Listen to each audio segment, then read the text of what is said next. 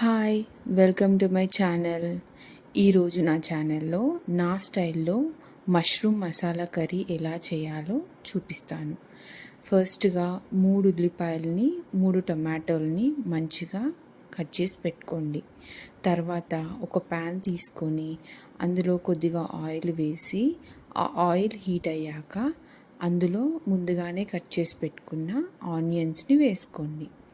ఆనియన్స్ని మంచిగా ఫ్రై అవ్వనియండి ఆయిల్లో.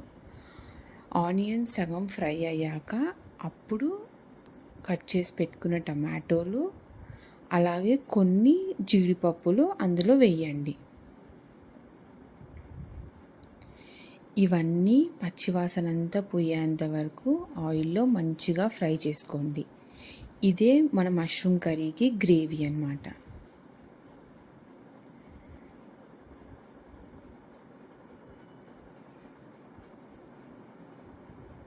ఇప్పుడు ఇవన్నీ ఫ్రై అవుతూ ఉంటాయి. మనం మష్రూమ్స్ని మంచిగా క్లీన్ చేసుకొని చాప్ చేసి పెట్టుకుందాం. ఇప్పుడు ఆనియన్ ఇదంతా మంచిగా ఫ్రై అయింది కదా, ఇది కంప్లీట్గా చల్లగా అయిన తర్వాత మనం దీన్ని మెత్తగా మిక్సీ చేసుకోవాలి. కావాలంటే కొద్దిగా వాటర్ వేసుకొని మంచిగా మిక్సీ చేసుకోవాలి.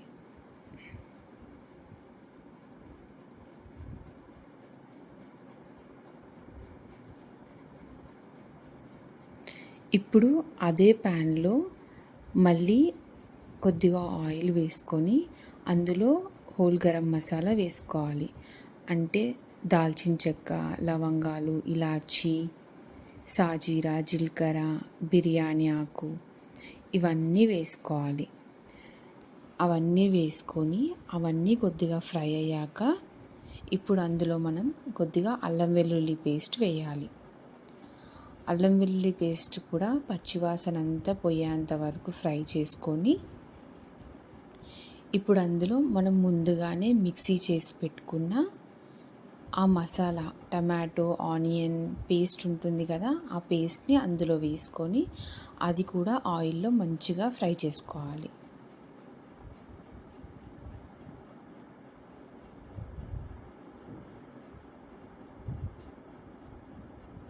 ఇప్పుడు అది ఫ్రై అయింది కదా, ఫ్రై అయిన దాంట్లో మనం ఒక 1/2 టేబుల్ స్పూన్ పసుపు, 1.5 టేబుల్ స్పూన్ కారం, అలాగే 1 స్పూన్ ఉప్పు, అలాగే 1 స్పూన్ జీరా ధనియా పౌడర్ వేసుకోవాలి. ఇవన్నీ వేసుకొని ఇదంతా కూడా ఒకసారి మంచిగా మిక్స్ చేసుకొని కొంచెం సేపు ఫ్రై అవ్వనివ్వండి.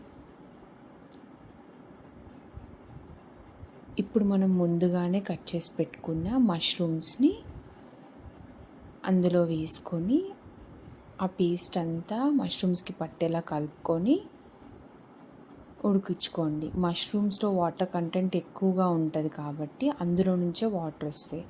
సో ఆ వాటర్తోనే మష్రూమ్స్ అన్నీ ఉడికిపోతాయి అన్నమాట.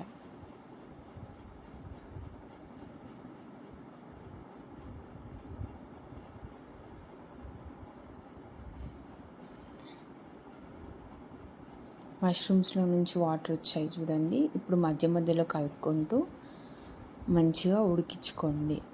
ఇప్పుడు అదంతా ఉడికాక మీకు మీ గ్రేవీ కన్సిస్టెన్సీని కొంచెం వాటర్తో అడ్జస్ట్ చేసుకొని, అలాగే సాల్ట్ కూడా టేస్ట్ చూసుకొని లాస్ట్లో కొద్దిగా కస్తూరి మేతి వేసుకొని ఒక 5 మినిట్స్ ఉడికించుకోండి.